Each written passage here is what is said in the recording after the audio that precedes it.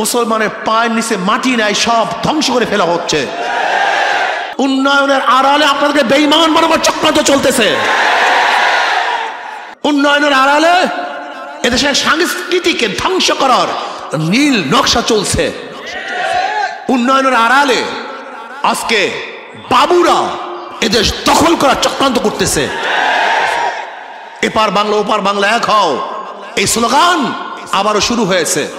আমি চিন্তাও করতে পারি না যেই সমস্ত মুসলমানের সন্তানেরা এই সমস্ত দল করে, এরা কি অন্ধ হয়ে গেছে? এদের মাথা মেধা কি নষ্ট হয়ে গেছে? এরা কি করতেছে? সামান্য একটু লোভের কারণে, সামান্য একটু স্বার্থের কারণে নিজের ইতিহাস ঐতিহ্যকে সব বিলীন করে দিবে।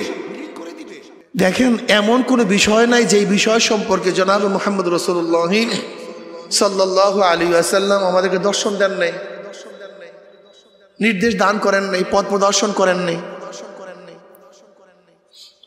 বর্তমান শিক্ষা, ইসলামের সূচনায় শিক্ষা, শিক্ষা ব্যতীত ইসলাম পালনই করা যায় না।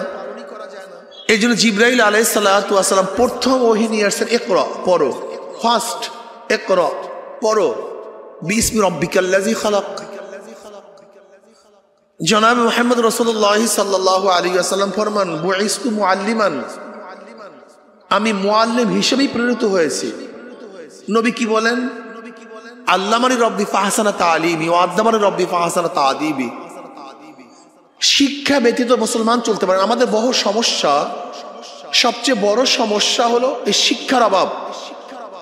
আজকে এখানে প্রতিষ্ঠান, ভোলা টাউন কমিটি মাধ্যমিক বিদ্যালয়, এটা বিদ্যালয়, এখানে শিক্ষা গ্রহণ করা হয়।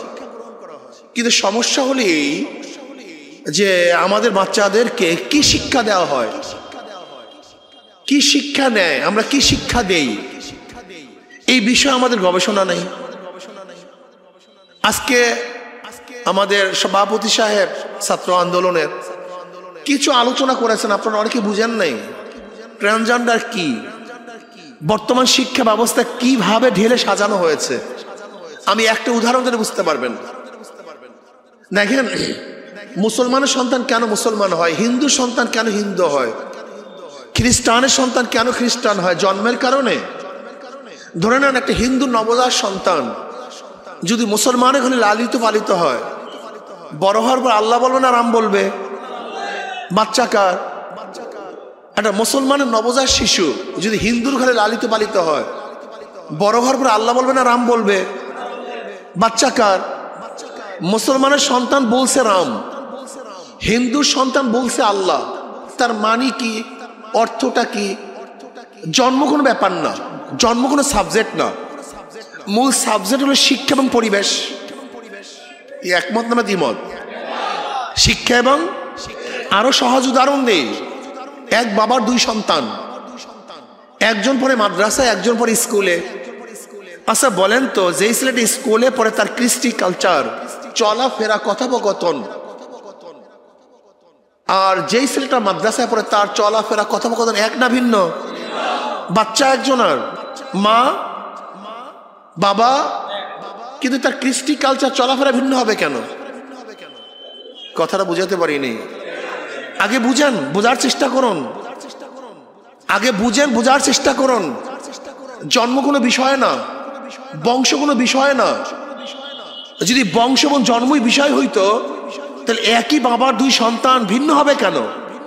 চাল চলন, কৃষ্টি কালচার, ঢং ঢং, রং ঢং, পোশাক আশাক ভিন্ন হবে কেন? তো একই বাবার সন্তান। তাহলে কি বুঝলাম? আসলে জন্ম বংশ কোনো বিষয় না, মূল বিষয় হলো শিক্ষা এবং পরিবেশ। আজকে আমাদের মুসলমানের সন্তান কেন নাস্তিক হয়? তসলিমা শয়তান তো মুসলমানের ঘরে জন্মগ্রহণ করেছিল, এই সালমান রুশদি তো মুসলমানের ঘরে জন্মগ্রহণ করেছিল, হুমায়ুন আজাদ, হুমায়ুন আহমদ তো মুসলমানের সন্তান, কবির চৌধুরী তো অন্য কারোর সন্তান নয়। এই শাহরিয়ার কবির ইসলামের কথা শুনলি ওর মাথার মধ্যে আগুন জ্বলে, অথচ নাম তো মুসলমানেরই, জন্ম হয়েছিল মুসলমানের ঘরে। কথা ঠিক না? কিন্তু মুসলমানের নাম শুনলে ওর মাথায় আগুন জ্বলে কেন? কারণটা কি? একদিন চিন্তা করছেন? আসলে আমরা চিন্তা করিনি। মূল হলো শিক্ষা এবং সাংস্কৃতিক পরিবেশ। ঠিক আজকে আমাদের মুসলমান সন্তানদেরকে নাস্তিক বানাবার কি যে কৌশল করতেছে। পদ্মা সেতুর আড়ালে, ট্রেনের আড়ালে, ট্রেন, মেট্রো ট্রেন, টানেল, উন্নয়নের আড়ালে, উন্নয়নকে সামনে রেখে এই উন্নয়নের আড়ালে আমাদের গোটা মুসলিমদেরকে নাস্তিক বানাবার চক্রান্ত চলতেছে, বেঈমান বানাবার ষড়যন্ত্র চলতেছে, এই দেশকে বিক্রি করার চক্রান্ত চলতেছে। আপনি জানেন দেশের অবস্থাটা কি? ইতিহাস পড়ে দেখুন, সমাজ বিজ্ঞান পড়ে দেখুন। আজকে বর্তমানে আশ্চর্য হয়ে যাবেন, এই পাক ভারত উপমহাদেশে মুসলমানদের অবদান ছিল সেই কথাটা পর্যন্ত নেই। আপনি আশ্চর্য হয়ে যাবেন। আমি চিন্তাও করতে পারি না যেই সমস্ত মুসলমানের সন্তানেরা এই সমস্ত দল করে, এরকম অন্ধ হয়ে গেছে, এদের মাথা মেধা কি নষ্ট হয়ে গেছে? এরা কি করতেছে? সামান্য একটু লোভের কারণে, সামান্য একটু স্বার্থের কারণে নিজের ইতিহাস ঐতিহ্যকে সব বিলীন করে দিবে। আজকে বাচ্চাদেরকে হারমোনিয়াম, আপনি দেখুন, আপনি দেখুন মুসলমান সন্তানদের বইয়ের কাবারের উপরে কিসের ছবি? আল্লাহর রাস্তায় দেখুন। আজকে স্বাস্থ্যের নামে, স্বাস্থ্য শিক্ষার নামে কি যে চলছে আপনি চিন্তা করতে পারবেন না। আমি মুখে বলতে পারতেছি না। এটা বাচ্চাদেরকে শিক্ষা হচ্ছে, এটা আমাদের সংস্কৃতি না। আজকে ট্রান্সজেন্ডার, তার মানে আমি যদি মনে করি মহিলা, তাহলে আমাকে মহিলারই ব্যবহার করতে হবে। যদি আমি বলি পুরুষ, মহিলা যদি বলে পুরুষ, বাস পুরুষের ব্যবহার তার সাথে করতে হবে। এটা চিন্তা করা যায়? আমেরিকা ট্রান্সজেন্ডার আইন আছে, এক ব্যক্তি খুন করার কারণে 30 বছর জেল হয়ে গেছে। 9 বছর জেল খাটার পরে ব্যক্তি দাবি করছে আমি মহিলা। ব্যক্তি দাবি করছে কি আমি মহিলা, এবং তাদের আইন অনুযায়ী তাকে মহিলাদের ক্যাম্পে নিতে হবে, মহিলাদের জেলখানায় নিতে হবে। এটা আইন, তাদের আইন, কিছু করার নাই। সে ভাবছে আমি মহিলা। বাস মহিলাদের যখন এলাকায় নিয়ে গেছে, মহিলাদের জেলে নিয়ে গেছে, বেশি না 2 জনকে প্রেগনেন্ট করছে। 2 জনকে প্রেগনেন্ট করার পরে এখন জজ সাহেব কি করবে? ও তো দাবি করছে মহিলা, কিন্তু কারবার তো উল্টা, আবার তাকে পুরুষের জেলখানায় নিয়ে আসছে। এই পাগলের পাগলামি, এই ট্রান্সজেন্ডার, এটা আমাদের দেশে শরীফ শরীফার নামে চালানো হচ্ছে। ওই যে পদ্মা সেতু, পদ্মা সেতু, ওই যে রাস্তা, ওই টানেল, মেট্রো রেল, উন্নয়ন, উন্নয়নের আড়ালে আপনাদেরকে বেঈমান বানাবার চক্রান্ত চলতেছে। উন্নয়ন, উন্নয়নের আড়ালে এদেশের সংস্কৃতিকে ধ্বংস করার নীল নকশা চলছে। উন্নয়নের আড়ালে আজকে বাবুরা এদেশ দখল করার চক্রান্ত করতেছে। এপার বাংলা ওপার বাংলা এক হও, এই স্লোগান আবারও শুরু হয়েছে। আপনারা দেখেছেন বিজিবিদেরকে কয়েকদিন আগে, গত 22 তারিখে আমাদের বাংলাদেশের বিজিবিকে গুলি করে বিএসএফ হত্যা করছে, কিন্তু বাংলাদেশ সরকার কিছু বলতে পারে নাই, একটা শব্দ উচ্চারণ করতে পারে নাই। কয়েকদিন আগে মিয়ানমারের সেই সীমানার কাছে বাংলাদেশের নাগরিককে হত্যা করেছে, কিছু বলতে পারে নাই। কিছু না, বলতে পারবে না তো। ও তো, এই সরকার তো ভারতের 5-8 গোলাম, এই গোলামের চেয়ে মারাত্মক গোলাম। গোলামরাও তো কথা বলতে পারে, কিন্তু এই গোলাম কথাও বলতে পারে না। এত বড় গোলাম, এই গোলাম কথাই বলতে পারে না। আপনি কি জানেন নৌ বন্দরের আইন কি? জানো এখানে ছাত্ররা? তোমরা জানবো কিভাবে? তোমাদের পিস জেলায় রাস্তা দিছে, তো পদ্মা সেতু দিছে, ঢাকায় যেতে পারবা। তোমাদেরকে মেট্রো ট্রেন দিছে, তোমাদের গোষ্ঠী শুদ্ধ উদ্ধার করুক, অসুবিধা কোথায়? বাংলাদেশের নৌ বন্দরের আইন হলো এই, যদি ভারতের জাহাজ আমাদের নৌ বন্দরে আসে, তাহলে আমাদের বাংলাদেশের জাহাজ ভিড়ানো থাকলেও সেইটাকে সরিয়ে ভারতের জাহাজকে আগে সেখানে দিতে হবে মাল খালাস করার জন্য। গোলামির তো একটা শেষ সীমা থাকা চাই। আমাদের বাংলাদেশের আকাশ সীমার উপর থেকে প্লেন যাবে, টাকা পাবে কারা? কথা বলেন না কেন? গোলামির তো একটা শেষ সীমা থাকা চাই, গোলামি করার তো একটা শেষ সীমা থাকা চাই। আমাদের বাংলাদেশের আকাশবাদ ব্যবহার করবে, টাকা পাবে ভারত। আমাদের বুকের উপর থেকে ভারতের গাড়ি চলবে, কিন্তু ট্যাক্স দিবে না, ট্যাক্স ফ্রি, আমাদেরকে টাকা দিবে না। অথচ বহুত নদীর মুখকে বন্ধ করে আমাদেরকে মরুভূমিতে ই করছে, মরুভূমি করে দিয়েছে বাংলাদেশকে এই ভারত। অথচ আমরা ভারতের গোলামি করি, ভারত যা বলে তাই শুনি। এই দেশকে বিক্রি করার চক্রান্ত করতেছে। আর কিছু দালাল আছে যারা শুধু ভারতের গুণগান গায়, এইটা বলে সেইটা বলে। আজকে ভারত বাংলাদেশকে কি করছে আপনারা জানেনই না।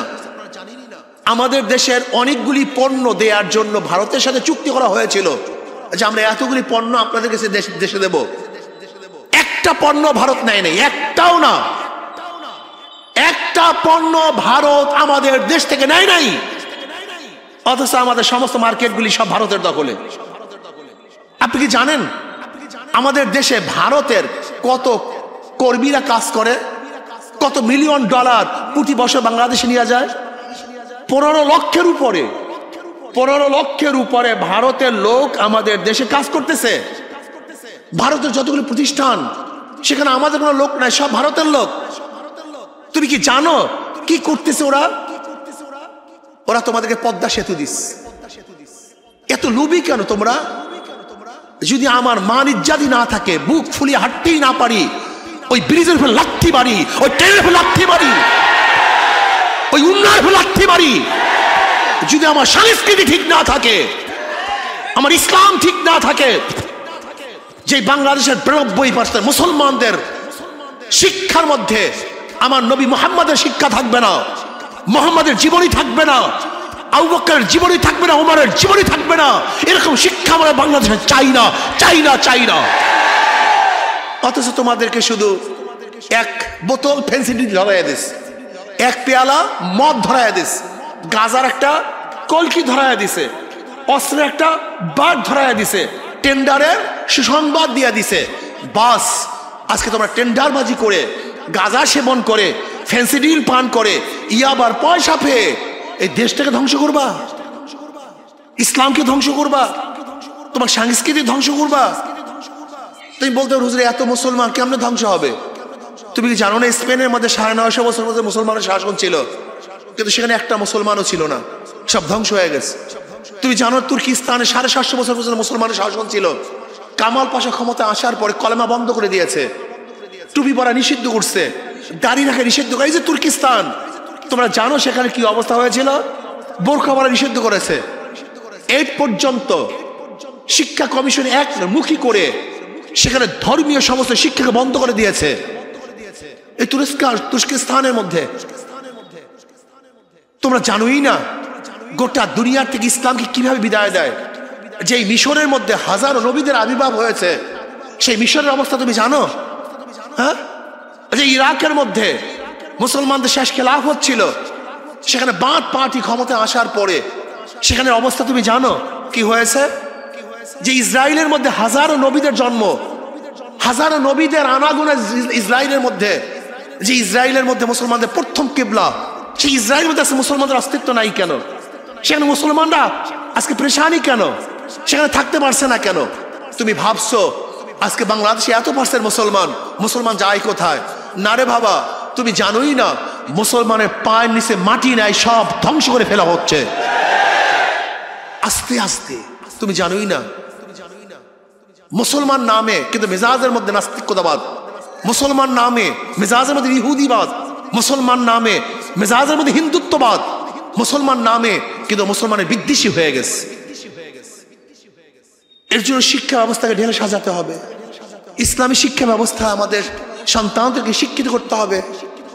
এরপরে আসেন সংস্কৃতির অবস্থাটা কি? সংস্কৃতি শেষ। আজকে Pohela Boishakh, Valentine's Day, 31st night, এগুলি কি মুসলমানদের সংস্কৃতি? হ্যাঁ, ভালোবাসা দিবসটা কি? যারা কাউকে ভালোবাসে না তাদের বছরে একদিন ভালোবাসা হয়, আর যারা প্রতিদিন ভালোবাসে তাদের ভালোবাসা দিবসটা কি আমাকে বলেন তো? হ্যাঁ, যাদের স্বামী স্ত্রীর মধ্যে মহাব্বত নাই, বাবা ছেলের মধ্যে মহাব্বত নাই, মা মেয়ের মধ্যে মহাব্বত নাই, পাশ্চাত্যরা, আপনারা জানি না ওদের অবস্থাটা কি। কেউ কাউকে মহাব্বত করে না, কেউ কাউর পাশে দাঁড়ায় না, কেউ কুকুর নিয়ে থাকে। কয়েকদিন আগে দেখছেন আমেরিকার এক ব্যক্তির কাছে কেউ না যাওয়ার কারণে শুধু কুকুর তার কাছে থাকে, এর জন্য কুকুরের নামে 3 কোটি টাকা সে লিখে দিয়ে গেছে। তো ওদের জন্য ভালোবাসা দিবস, আমাদের জন্য তো ভালোবাসা দিবস নয়। জাপানিদের জন্য ভালোবাসা দিবস, যেখানে মানুষ মরে থাকে রুমের মধ্যে মানুষ মরে থাকে, কেউ পাশে থাকে না। যখন রুমের মধ্যে পচে গন্ধ, পচার পরে গন্ধ ছড়িয়ে পড়ে, তখন পুলিশ এসে তখন উদ্ধার করে। তাদের জন্য ভালোবাসা দিবস হতে পারে। আমরা তো আমার মাকে মহাব্বত করি, বাবাকে ভালোবাসি, আমার ছেলেকে মহাব্বত করি, কাজে আমাদের জন্য আবার কিসের ভালোবাসা দিবস? 31st নাইট, ভ্যালেন্টাইন্স ডে, পহেলা বৈশাখের নামে আজকে হিন্দু সংস্কৃতি চাপানো হচ্ছে। পেঁচা পেঁচা, এসো হে বৈশাখ এলো, এসো হে পহেলা বৈশাখ, দেখা হবে তোমার সাথে বটমূলে। বটমূল কি আমাদের ইবাদতের জায়গা? বলেন তো, বটমূল কালের ইবাদতের জায়গা কাদের? হিন্দুদের। বটমূলকে পূজা করে হিন্দুরা। তোমার বটমূলে পহেলা বৈশাখের কাজটা কি? ইলিশ পান্ডা, এটা মুসলমানের সংস্কৃতি না, এটা হিন্দুদের সংস্কৃতি। আপনি কি দেখছেন উলুধ্বনি দেয় লুলু লুলু লুলু? এই পহেলা বৈশাখ এটা মুসলমানের সংস্কৃতি না, এটা হিন্দুদের সংস্কৃতি। আপনি কি দেখেছেন পহেলা বৈশাখের গঞ্জিগুলির উপরে সবই কিসের? তবলা, ঢোল, একতারা, সারিন্দা। এটা কি মুসলমানের সংস্কৃতি? এটা হিন্দুদের সংস্কৃতি। আজকে পহেলা বৈশাখের নামে হিন্দুদের সংস্কৃতি আমাদের মাথার উপরে চাপিয়ে দেওয়ার ব্যবস্থা চলছে। আপনি চিন্তাই করতে পারবেন না। অর্থনীতির অবস্থাটা কি? ব্যাংক দেউলিয়া, ব্যাংক দেউলিয়া। 92,000 কোটি টাকা, 92,000 কোটি টাকা 8টা ব্যাংক থেকে লুট হয়ে গেছে। যে ইসলামী ব্যাংক ছিল বাংলাদেশের শ্রেষ্ঠ ব্যাংক, সে বর্তমানে বাংলাদেশ ব্যাংক থেকে সুদে এত কোটি টাকা গ্রহণ করেছে। আপনি জানছেন বর্তমানে আমাদের রিজার্ভের অবস্থাটা কি? জানি না। ডলারের দাম আবার বাড়ছে, ডলারের দাম আবারও বাড়ছে। বুঝবেন পদ্মা সেতুর অবস্থাটা কি হয়, উন্নয়নের অবস্থা কি হয় সামনে বুঝবেন। এলসি বন্ধ হয়ে যাবে, যদি এলসি বন্ধ হয়ে যায় সব জিনিসের দাম হু হু করে বেড়ে যাবে। অর্থনীতির অবস্থা খুবই খারাপ। আর ইনশাআল্লাহ আমি বিশ্বাস করি যে ইসলামিক অর্থনীতি চালু হয়, আগামী 10 বছরের মধ্যে বাংলাদেশে একটাও গরিব থাকবে না। প্রমাণ, আফগানিস্তানে গোটা দুনিয়া পাশ্চাত্যরা অবরোধ করে রাখছে, অবরুদ্ধ অবস্থা আছে, সবাই ভাবছে তারা সবাই মারা যাবে। কিন্তু আমরা কি দেখেছি? গোটা দুনিয়ার মধ্যে অর্থনীতি ইস্টাবলিশ, ডেভেলপ করছে সবচেয়ে বেশি আফগানিস্তান। পাশ্চাত্যরা মনে করছে তারা না খেয়ে মারা যাবে, অথচ তাদের অর্থনীতি অবস্থা সবচেয়ে ভালো। এর কারণটা কি? আমি সহজে বলি, যেই গাছের মধ্যে চোরের হাত লাগে সেই গাছে বরকত হয় না, যেই দেশের মধ্যে চোরের হাত লাগে সেই দেশেও বরকত হয় না। সব জায়গায় চুরি। আপনি চুরির অবস্থা জানেন? গত পরিকল্পনা মন্ত্রী, আগের টার্মের পরিকল্পনা মন্ত্রী কি বলেছেন? বাজেট করি 100 টাকা, গ্রামে পৌঁছে 10 টাকা, 90 টাকা চুরি। 90 টাকা চুরি। আপনি জানেন বাজেট হয় 100 টাকা, 30 টাকার কাজ হয় 70 টাকা চুরি। আগেকার প্রেসিডেন্ট হামিদুর রহমান সাহেব বলেছিলেন বাংলাদেশে প্রতি বছর যেই পরিমাণ দুর্নীতি হয় তা দিয়ে, শুধু দুর্নীতির টাকা দিয়ে প্রতি বছর 2টা পদ্মা সেতু করা যায়। সব চুরি। ইসলামী অর্থনীতি যদি ইস্টাবলিশ হয় ইনশাআল্লাহ দেশ ডেভেলপ হবে। রাজনৈতিক অবস্থা, রাজনৈতিক সংকট, বর্তমান রাজনীতিই তো নাই বাংলাদেশে। এখন আছে বাকশাল। কি আছে? আর একটা কথা বলে রাখতে হবে, শেখ সাহেবের শেষ সংগঠন বাকশাল। শেখ সাহেবের প্রথম সংগঠন কি জানেন? মুসলিম লীগ। ধন্যবাদ। প্রথম সংগঠন, দ্বিতীয় সংগঠন আওয়ামী মুসলিম লীগ, তৃতীয় সংগঠন আওয়ামী লীগ, তার শেষ সংগঠন। কাজী যারা শেখ সাহেবের আদর্শ বাস্তবায়ন করে তারা আওয়ামী লীগ করবেন না, তারা বাকশাল করবেন। কারণ শেখ সাহেবের শেষ সংগঠন আওয়ামী লীগ নয়, বাকশাল। বাকশালের দিকেই দেশ যাচ্ছে, হয়ে গেছে অলরেডি। এখন আর রাজনৈতিক দল বলতে কেউ নেই, একমাত্র চলতেছে। যদি এইভাবে চলতে থাকে তাহলে এই দেশের মানুষের অবস্থা কি হবে? বাকশক্তি থাকবে না, মানুষের অধিকার থাকবে না, মানুষের মৌলিক অধিকার বঞ্চিত হবে, যা ইচ্ছা তাই তারা করবে। না, আমরা তা করতে দিতে পারি না। ঐক্যবদ্ধভাবে এর মোকাবেলা করতেই হবে। কাজে আল্লাহ আমাকে এবং আমাদের সবাইকে ইসলামী হুকুমাত কায়েম করার জন্য ইসলামী আন্দোলন অন্তর্ভুক্ত হয়ে, ছাত্র আন্দোলন অন্তর্ভুক্ত হয়ে কাজ করার তৌফিক দান করেন। আর শেষ আর একটা কথা, আমার ছাত্র বাবারা, ইসলামী ছাত্র আন্দোলনে আসবা, আশা করি গাজার কলকি মুখের মধ্যে উঠবে না। ইসলামী ছাত্র আন্দোলনে আসবা, মদ ইয়াবা ভক্ষণ করবা না। ইসলামী ছাত্র আন্দোলনে আসবা, ওই ইসের মধ্যে, বুয়েটের মধ্যে যেরকম আবরারকে হত্যা করা হয়েছে এরকম খুনি হবে না। কয়েকদিন আগে জাহাঙ্গীর ইউনিভার্সিটিতে স্বামীকে বেঁধে যেভাবে ধর্ষণ করা হয়েছে, এই ধর্ষক হবে না। আল্লাহ আমাদের সবাইকে ছাত্র আন্দোলনে এসে অন্তর্ভুক্ত হয়ে দেশ এবং মানবতার সেবা করার তৌফিক দান করেন।